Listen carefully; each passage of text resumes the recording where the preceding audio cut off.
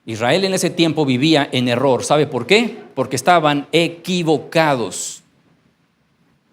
Invité a un geólogo, amigo mío, y no voy a pedirle que pase a explicarnos algo, pero voy a dar detalles, no detalles, algo ligero sobre qué es una cisterna rota. Resulta ser que si nosotros escarbamos en la tierra para poder encontrar agua, esa cisterna puede estar rota. Significa que nosotros podemos escarbar en tierra y encontrar agua, gritar de felicidad porque tenemos agua, y al otro día la cisterna está seca, porque la cisterna está rota. Y entonces, si nosotros invertimos nuestro tiempo y escarbamos un poco más, vamos a gritar de alegría porque ese mismo día vamos a encontrar agua una vez más. Y al otro día la cisterna va a estar seca. ¿Sabe por qué? Porque los mantos freáticos allá abajo en el agua, el tepetate y cuanta cosa más, perdóneme amigo mío, yo no sé de geología, pero parece ser que la corriente se comporta de tal forma que no retiene el agua. El tipo de suelo tiene que ser de alguna forma particular. Tú sabes de qué se trata, seguramente. Y entonces ahí cuando se escarba, el tipo de suelo nos dice si la cisterna va a estar rota o no va a estar rota. En ese tiempo Israel invertía su vida escarbando y tratando de encontrar agua que no encontraban. No encontraban. ¿No será que nos pase eso a usted y a mí? Mire, traje unas imágenes, si me ayudas por allá atrás. ¿Por qué escribir una segunda parte del libro, Mi rebelde consentido? ¿Sabe por qué? Porque los hijos crecieron y se vino un caos en el hogar. Es decir, nuestros hijos cuando crecen empiezan a obligarnos como padres a cambiar nuestra mecánica y manejo de ellos, nosotros con ellos. Dámele una diapositiva más. De ahí la necesidad de escribir este libro, Un hombre consentido en un mundo sin sentido. Estaría platicando un poquito de estos libros, pero se trata de este libro. Dámele una diapositiva más. El tema se llama brecha generacional, pero quiero demostrar el sinsentido de la generación que se levanta hoy día, haciendo el comparativo generacional. Observe esto. Ahí dice generación silenciosa, ¿lo tiene usted en sus notas? Estamos hablando de 1920 al 40. Algunos quizá entre nosotros están por esas fechas, no levanten la mano. Levanten el bordón para que vean. Una generación que aportó, vea esto, la obediencia. Escríbalo en sus notas. Mis padres pertenecieron a la generación silenciosa y ellos imponían su verdad a nosotros como hijos. Y me vas a obedecer porque soy tu padre y te vas a callar. ¿Cuántos de nosotros que tenemos más de 50 años, 50, un poquito más, que somos los hijos más o menos de ahí, volteamos a ver a los padres y retarlos? ¿Se imagina usted? Imposible. Imposible. Obediencia irrestricta al gobierno, y obediencia irrestricta a las instituciones, a la iglesia, obediencia irrestricta a los padres, obediencia irrestricta al maestro. Que en nuestra época, si el maestro nos llamaba la atención, nos ponía un tablazo el maestro. ¿Qué iba usted a demandar al maestro? Y hoy día, ¿qué tal? Los chamacos que me vio fue el maestro y lo demandan y el maestro al bote va a dar, fíjese nomás. En nuestra época no. Si mi papá se daba cuenta que el maestro me había puesto un tablazo, mi papá me ponía otro.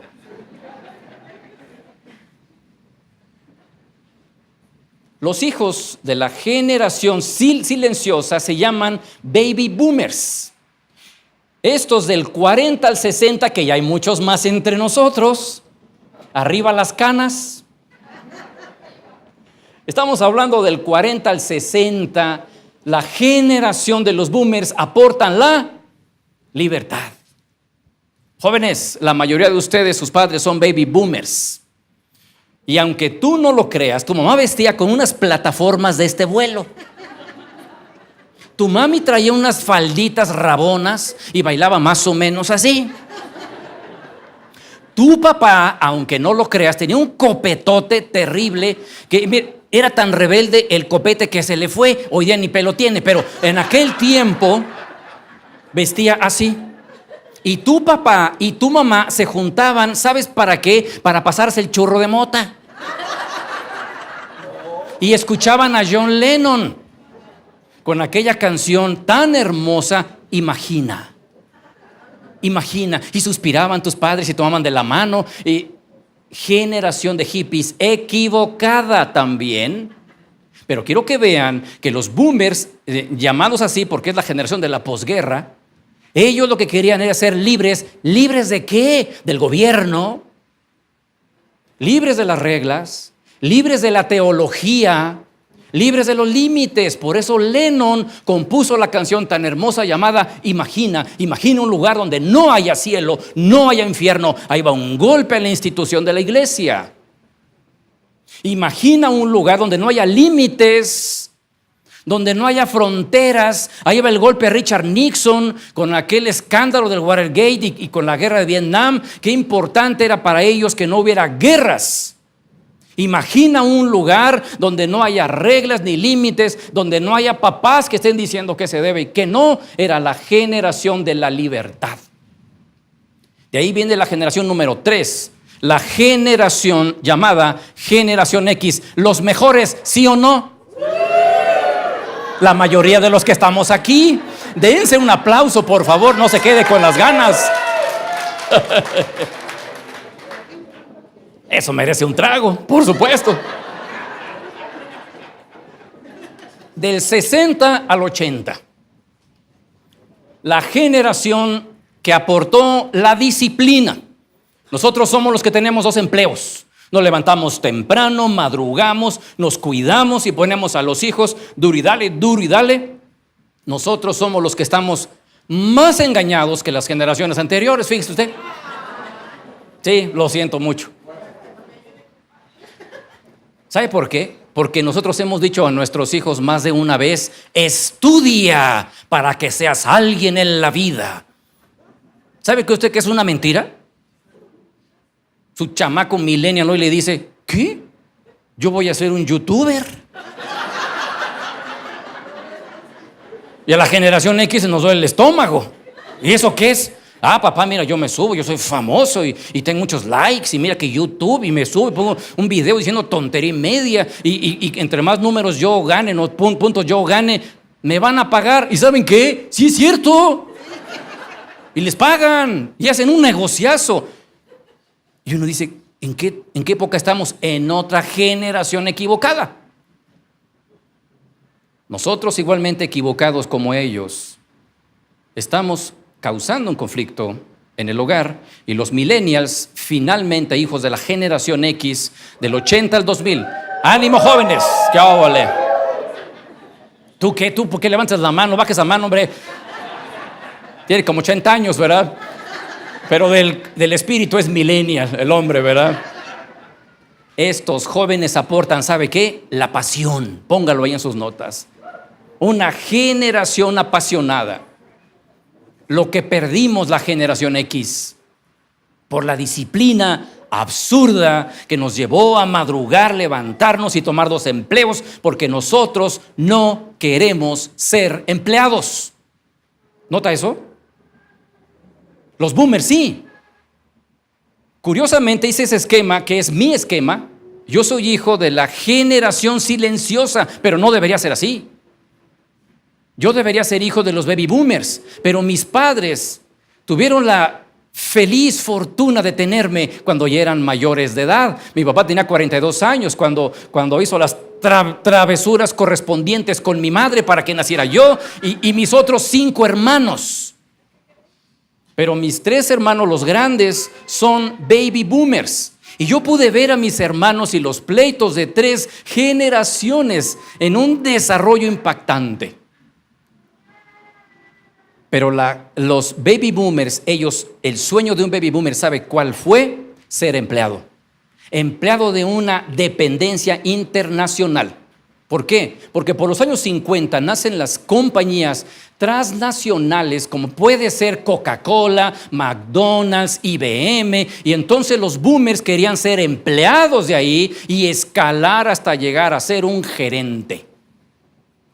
Mis hermanos los grandes traían su gafete hasta el domingo y andaban ahí como que son de IBM, se imagina. Era un orgullo. Pues nosotros, la generación X, no queremos ser empleados. Por eso estudiamos a todo lo que da. Míreme a mí. Tengo 3 carreras profesionales con título, tengo un posgrado y un doctorado. ¿Sabe por qué? Porque estoy traumado. Y no deja uno de estudiar. El sueño nuestro es estudiar hasta convertir los estudios en un negocio propio. La generación X sonríe conmigo, mire sus caras. Eso es un sueño. La sonrisa se cayó. ¿Qué estamos haciendo? Vea en la parte de arriba, dale uno más. La generación silenciosa transformó la obediencia en culpa. Ay, si embarazas a la novia, te vas del purgatorio para abajo, te van a excomulgar, te vas a enfermar, te van a rechazar y no te van a mirar con agrado. ¿Nota?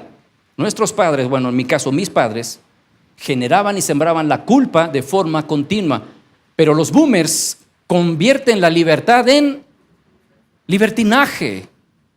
No había identidad. Por eso esta generación completa trataban de pertenecer a una empresa transnacional. ¿Sabe por qué? Porque estas empresas daban algo que se llama identidad corporativa. Ahí lo tiene usted.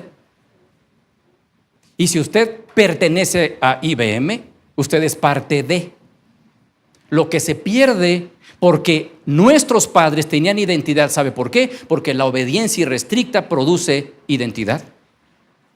Yo estoy bien porque la iglesia me da la aprobación, pensaban ellos. Yo estoy bien porque el maestro dice que estoy bien. Yo estoy bien porque el gobierno dice que estoy bien. Y dígame hoy día, esas 3 instituciones, ¿dónde están? La generación silenciosa estaba equivocada.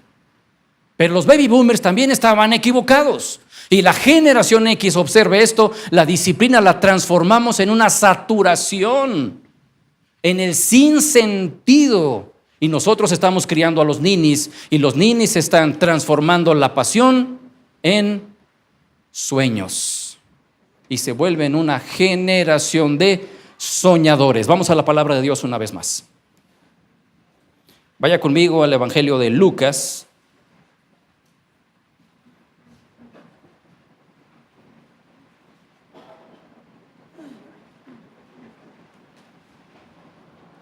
Para que vea ya en el capítulo 14 de Lucas,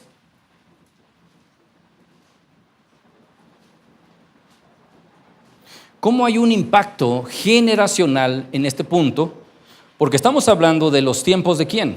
De Cristo. Si ya hablamos de Isaías, Jeremías y la época de Cristo, están exactamente las mismas comparado con nosotros. Oyendo esto, dice el verso 15, uno de los que estaban sentados con él a la mesa dijo: bienaventurado el que coma pan en el reino de los cielos. Soñaban en aquel tiempo como usted y yo igual. Algún día las cosas van a cambiar. Algún día vamos a estar en el reino de los cielos. Algún día el gobierno va a ser el de Cristo y vamos a estar en paz. Soñaban con el futuro y ellos pensaban que por llevar la religión como la llevaban en esa época, iban a poder comer pan en el reino de los cielos. Ellos estaban también equivocados. Por eso llegó Cristo a dar la luz de la verdad en medio de las tinieblas.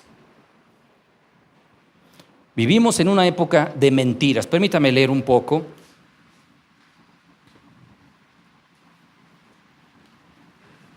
Miren nada más el título, el capítulo, escuche esto: la libertad no es un derecho.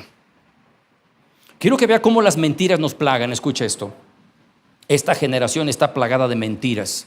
Como nunca antes en la historia, la mente de nuestros chavos ha sido atacada por conceptos equivocados que son predicados bajo un barniz de sabiduría, ideas erróneas que están llevando a nuestros jóvenes a vivir y decidir de manera equivocada. Mentiras envueltas por conceptos que presumen cierta lógica y sabiduría humana, no divina. Y todos los días lo leen y observan en sus distintas redes, lo aprenden en las universidades, lo tratan en sus conversaciones, lo ven en la serie de televisión que siguen y hasta en la música que ellos escuchan. Estas ideas se propagan como una verdadera plaga. Son mentiras sobre aspectos fundamentales de la vida, sobre la felicidad, la sexualidad, el trabajo, la diversión, la libertad. Mentiras que cada vez hacen más difusa la línea que distingue los derechos de las responsabilidades.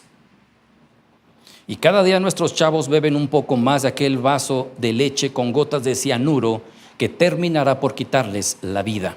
Escuchen esto, hoy se predica como una verdad el amor a sí mismo. ¿Ha escuchado usted esto? Ámate a ti mismo. ¿Ha dicho usted esto? ¿Sabe usted que eso es una mentira? Reto a cualquiera a buscarme un verso en la palabra de Dios que diga, ámate a ti mismo. Usted no va a encontrar ni un verso así. Usted va a encontrar, ama a tu prójimo. El que ama a su prójimo, a sí mismo se ama. El que ama a su esposa, a sí mismo se ama. Pero nunca va a encontrar un verso de estos. Eso es una mentira. Después de todo, dicen los falsos maestros, mentira número 2, escuche esta mentira. Si tú estás bien, todo va a estar bien. ¿Ha escuchado eso? Mentira. Y para lograr convencer a sus crédulos seguidores, añaden desde su lógica humana argumentos que soportarán su verdad. Solo si te amas a ti mismo, podrás amar a los demás. ¿Ha escuchado eso? Mentira número 3. Debemos comenzar por admitir que el concepto suena agradable al oído y que tiene lógica, pero en su misma esencia es una manera sutil y elegante de ser egoísta. Y por cierto, el egoísmo es la raíz principal de toda ruptura relacional. Por pensar en sí mismo, el marido engaña a su esposa. Por amarse a sí misma, la esposa emprende su propio camino, abandonando a sus hijos por seguir sus sueños. Por el amor a sí mismo, la pareja se divorcia, ignorando el destino de quienes dependen de ellos, sus hijos. Por el amor a sí mismo, los jóvenes consumen drogas, ignorando a sus padres. Por el amor a sí mismo, el ser humano justifica el robo y las guerras. Y después de ver lo devastador que es el divorcio y los desastres que dejan tras de sí las guerras, ¿dónde quedó aquello de que si tú estás bien, todo va a estar bien? La palabra de Dios enseña abiertamente que el amor a sí mismo se llama egoísmo. No tiene otro nombre. Eso es la verdad. Pero las mentiras continúan. Tarde o temprano el amor a sí mismo traerá culpa. ¿Sabía usted eso? Si usted se ama a sí mismo, traerá culpa. Y nuevamente los falsos maestros silbanan sus palabras y te dirán con una mirada pacificadora, mentira número 4, perdónate a ti mismo. ¿La has escuchado? Perdónate a ti mismo. ¿Y eso qué? ¿De dónde salió? Quiero que imagine que usted tiene 2 hijos y uno patea al otro y usted llega a poner justicia y el niño violento le dice, papá, no te preocupes, ya me perdoné a mí mismo. Ahí la tiene. ¿Se nota? Cuando alguien violenta a otro alguien, necesita el perdón precisamente de ese otro alguien, no de sí mismo. Es una forma de evadir la propia responsabilidad. El perdón a sí mismo cauteriza la conciencia. Y las mentiras continúan. La libertad es un derecho. Ándele, aquí le va. Aquí esta está buena. Esta es la que más me gustó. Una de las mentiras más difíciles de desentrañar a la mente de nuestros chavos. ¿Por qué? Porque suena pulcra, se escucha lógica y es deseable. Además de ser una de las mentiras más ocurridas por nuestros chavos que se quieren ir al antro a medianoche. Tengo derecho a ser libre. ¿No le ha dicho eso a su chavo? Tengo derecho sobre mi cuerpo. ¿No le ha dicho a su hijo eso? Tengo derecho sobre con quien yo quiera meterme sexualmente. Cuidado. La libertad no es un derecho. Y si usted se opone, ellos van a citar la historia, porque los ninis, qué expertos son. Se van a volver psicólogos, abogados, jueces, se van a volver policías, médicos, y van a sacar estudios, estadistas, y bueno, lo dejan a uno frito. Citan la historia, se apasionan y nos conmueven, se convierten en verdaderos abogados, conocedores de las leyes, que recitan los artículos de la Constitución, y si no cedemos, hasta amenazan con demandarnos. Cuando la verdad, escuche esto, es que la libertad no es un derecho, la libertad es una responsabilidad. Dicho en el contexto de esclavitud, era necesario que se declarara ahí en la Declaración de los Derechos Inalienables del Ser Humano que la libertad es un derecho, sí y solo sí en un contexto de esclavitud, pero no en su hogar. Y el hijo tiene que entender que no tiene el derecho sobre su cuerpo, tiene la responsabilidad de su cuerpo.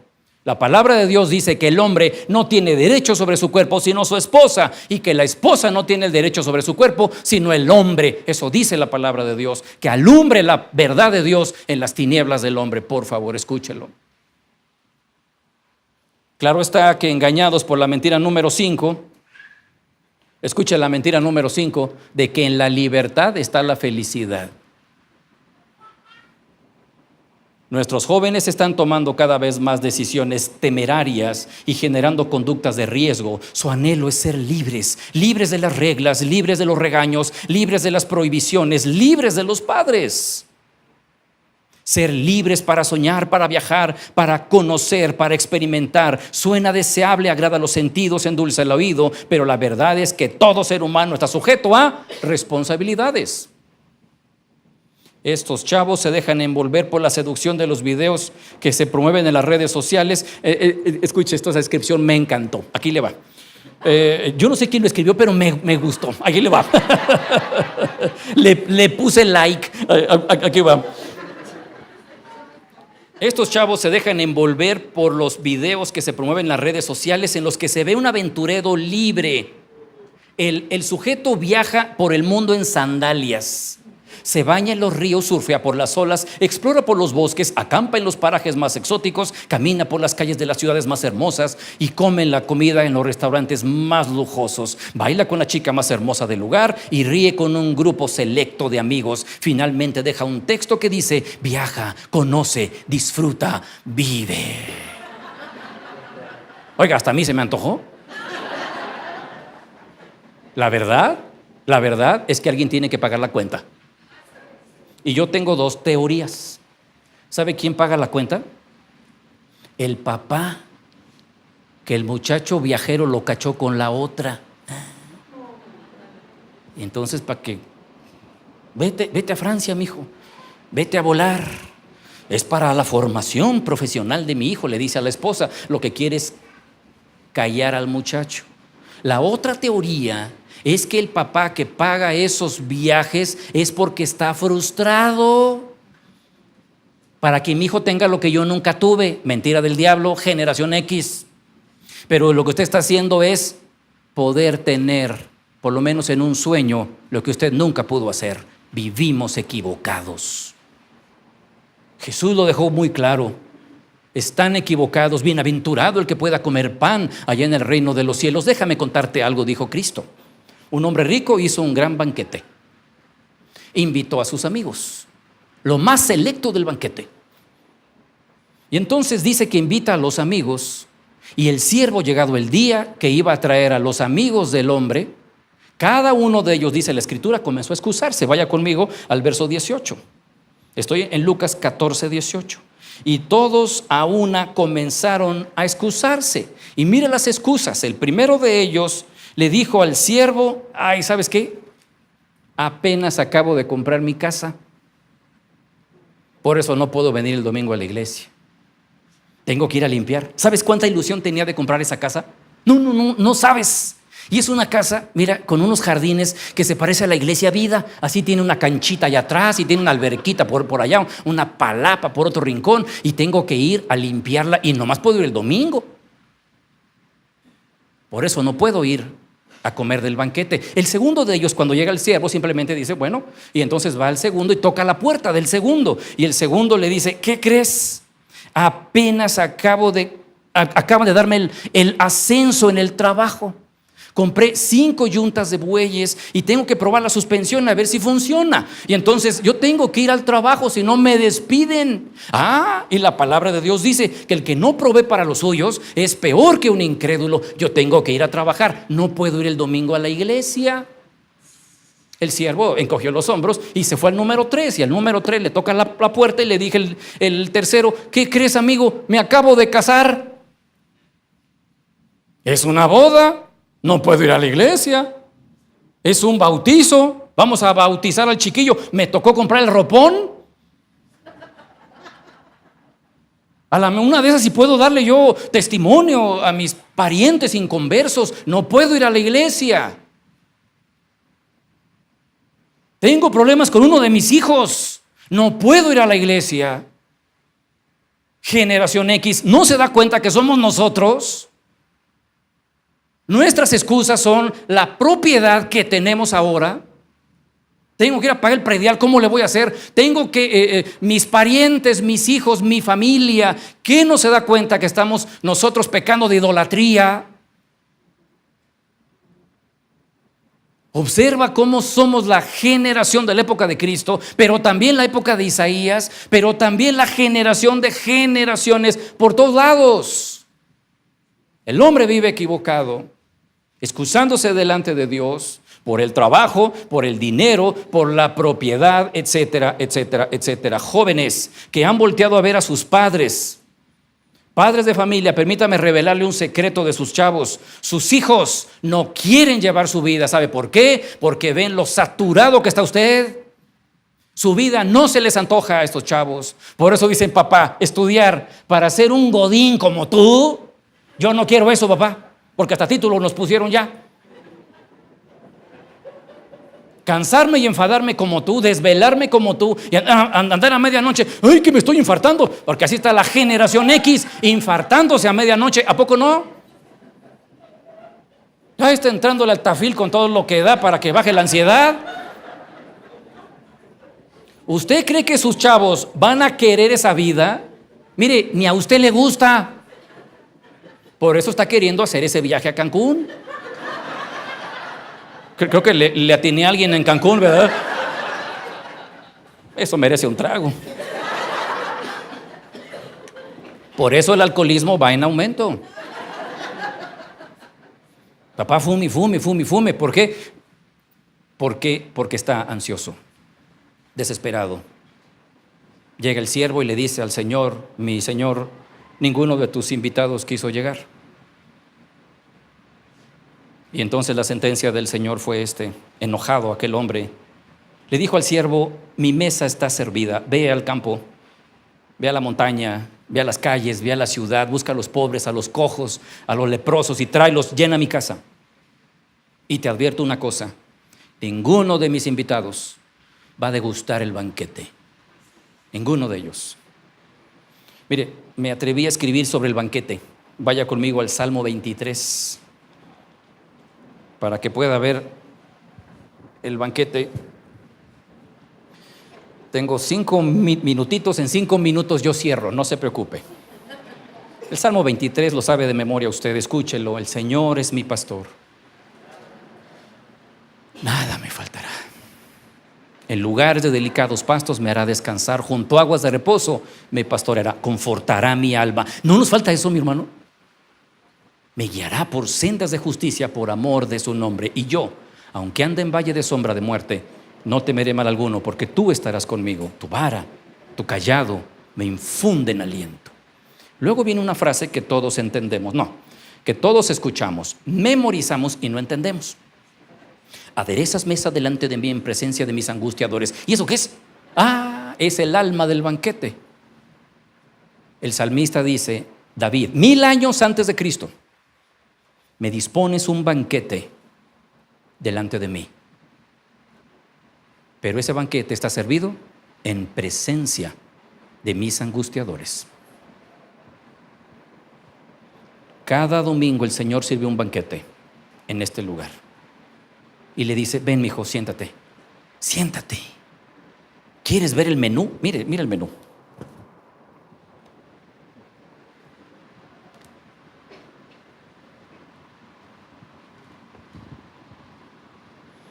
Aquí le va el menú.